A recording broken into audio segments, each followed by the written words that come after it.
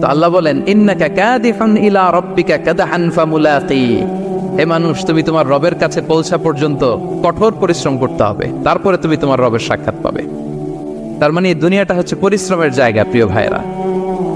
এখানে পরিশ্রম না করলে সফলতার দেখা মিলে না। বাঁচতে হলে, সারভাইভ করতে হলে, টিকে থাকতে হলে আপনাকে পরিশ্রম করতে হবে। এই পৃথিবীতে কেউ কাউকে জায়গা করে দেয় না, এখানে জায়গা করে নিতে হয়, ঠিক কিনা বলেন? আপনি যদি পরিশ্রম করেন, পরিশ্রমে যে ঘাম ঝরে শরীর থেকে, পরিশ্রমের ঘামে জন্ম নেয় সফলতার বীজ। আপনি যখন হাড় ভাঙ্গা পরিশ্রম করবেন, এই পরিশ্রমে যে লোনা পানি বেরোবে, যে ঘাম বেরোবে, এই ঘামেই জন্ম নেয় সফলতার বীজ। এবং সফলতার কোনো শর্টকাট হয় না প্রিয় ভাইরা। অনেকে অল্পতে সফল হতে চায়, শর্টকাট খুঁজে, আসে না নাই?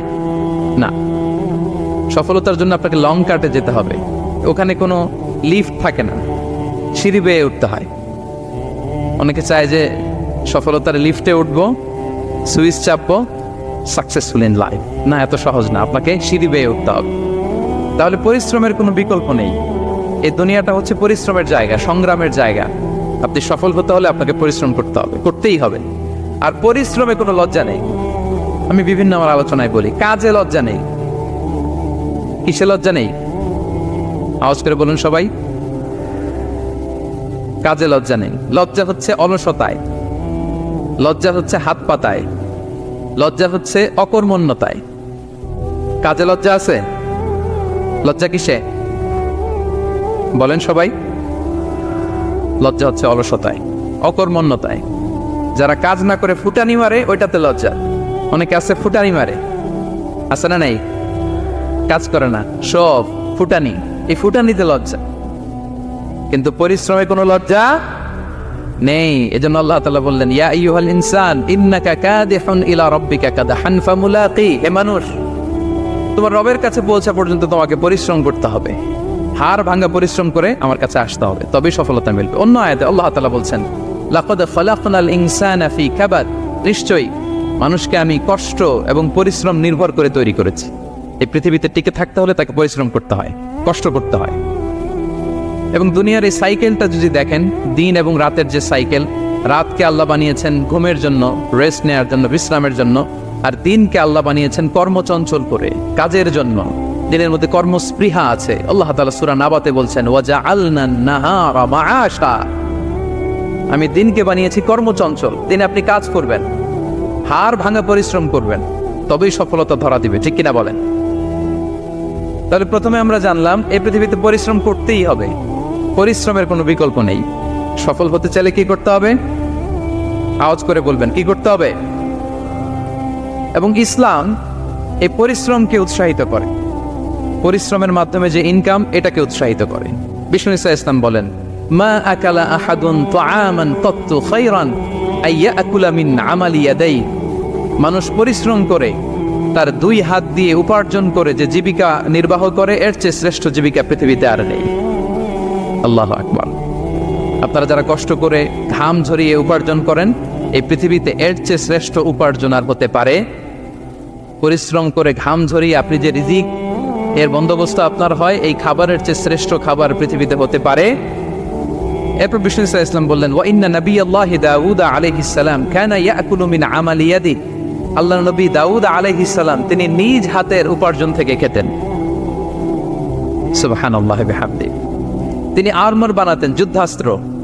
তিনি বর্ম বানাতেন, নিজ হাতে বর্ম বানিয়ে, যুদ্ধাস্ত্র বানিয়ে বিক্রি করে সেটা দিয়ে জীবিকা নির্বাহ করতেন। আল্লাহু আকবার। তাহলে পরিশ্রমের কোনো বিকল্প নেই। শ্রমের মাধ্যমে যে উপার্জন, এটা শ্রেষ্ঠ উপার্জন। তাই শ্রমজীবী যারা আছেন, মনক্ষুণ্ণ হবেন না, মন ছোট করবেন না। You are the super hero, you are the super hero, you are the remittance fighter of our country. এজন্য রাস্তা দিয়ে যখন হাঁটবেন, বুক ফুলিয়ে হাঁটবেন, আর বস্তা ভরে টাকা নিয়ে দেশে ফিরবেন, ঠিক কিনা বলেন? বুক ফুলিয়ে হাঁটতে হবে। এজন্য আমি আমার প্রিয় মাতৃভূমি বাংলাদেশের গভর্নমেন্টকে অনুরোধ করবো, আমাদের শ্রমজীবী ভাইদের যাতে সুবিধা হয়, এই ব্যবস্থা আপনাদের করতে হবে। বিনীত অনুরোধ রাখবো। শ্রম মন্ত্রণালয়ে যারা দায়িত্বে আছেন, স্পেশালি তাদেরকে রিকোয়েস্ট করবো, আমাদের শ্রমজীবী ভাইদের যেন কোনো কষ্ট না হয়, কারণ তাদের পাঠানো রেমিটেন্সে সচল থাকে আমার দেশের অর্থনীতির চাকা। তারা ভালো থাকলে ভালো থাকবে বাংলাদেশ। ভেরি সিম্পল, ঠিক কিনা বলেন? আমার যে ভাইটা পরিচ্ছন্নতা কর্মী, রাস্তা ক্লিন করে, এয়ারপোর্টে ওয়াশরুম ক্লিন করে, একজন পরিচ্ছন্নতা কর্মী, তারও 20 থেকে 30,000 টাকা বাংলাদেশে ঢোকে প্রতি মাসে। আপনি চিন্তা করতে পারেন? হ্যাঁ, 6টা মাস যদি রেমিটেন্স বন্ধ হয়, শ্রীলঙ্কার চেয়েও খারাপ অবস্থায় বাংলাদেশে চলে যাবে। Just only 6 months. ভয়ঙ্কর অবস্থা হবে বাংলাদেশে। এটা আল্লাহর পক্ষ থেকে একটা স্পেশাল রাহমা, মার্সি এন্ড ব্লেসিংস, যা আমাদের রিজিকের তাগিদায় সারা বিশ্বে যে কাজ করতে হয়, আমরা কাজ করি আর দেশে টাকা পাঠাই, আর সচল থাকে আমার দেশের অর্থনীতির চাকা। আলহামদুলিল্লাহ পড়ে। সো বাংলাদেশের গভর্নমেন্টকে আমি বিনীত অনুরোধ জানাবো, শ্রম মন্ত্রণালয়কে অনুরোধ জানাবো, এয়ারপোর্ট অথরিটিকে অনুরোধ জানাবো, আমার শ্রমজীবী ভাইদের সাথে ভালো আচরণ করুন, তাদের সাথে কোঅপারেট করুন।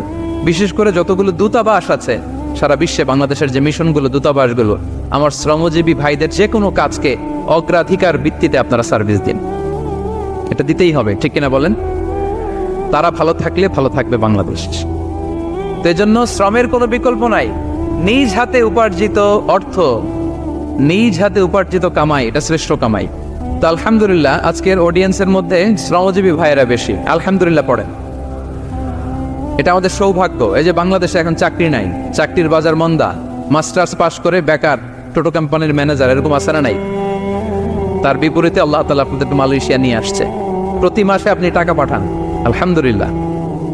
আপনি বাংলাদেশের যে উন্নয়ন, বাংলাদেশের যে ডেভেলপমেন্ট, এই যে স্মার্ট বাংলাদেশ বলে বলে মন্ত্রীরা মুখে ফেনা তুলে ফেলে, এটার গর্বিত অংশীদার আপনি, ঠিক কিনা বলেন? আপনি গর্বিত অংশীদার। You are the contributor.